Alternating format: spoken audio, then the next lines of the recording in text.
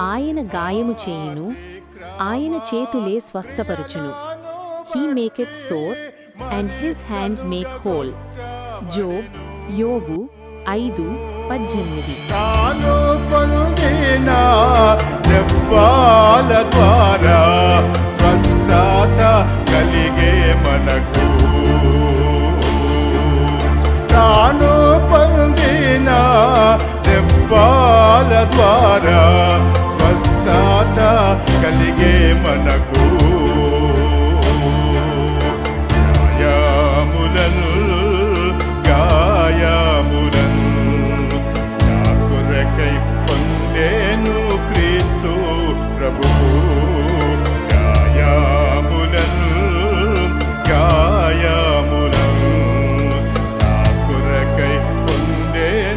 Daily Jesus Words, Hebron.